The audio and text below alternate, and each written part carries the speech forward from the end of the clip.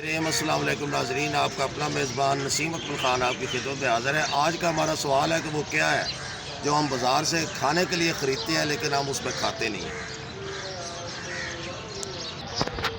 वो क्या है जो बाज़ार से हम खाने के लिए ख़रीदते हैं लेकिन फिर हम खाते नहीं हैं। खाने के लिए खरीदते हैं फिर खाते नहीं हैं। देखना पठान है, मैं भी, तू भी लाज रखना पठानों की। वो क्या चीज़ है? किधर से आया? लोरा लाई। अच्छा, वो रकनी लोरा लाई है। नहीं ज़हन में आ रहा? तुम्हारे ज़हन में है? लोरा लाई से हो? जी।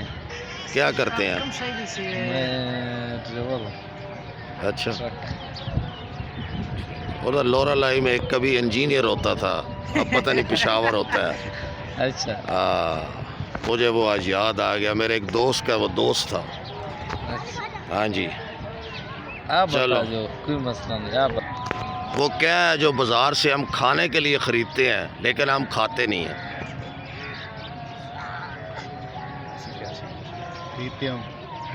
खाने के लिए ख़रीदते हैं। अच्छा।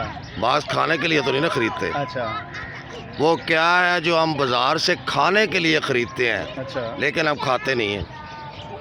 सोचें ज़रा, थोड़ा सा कॉमन सेंस का सवाल है।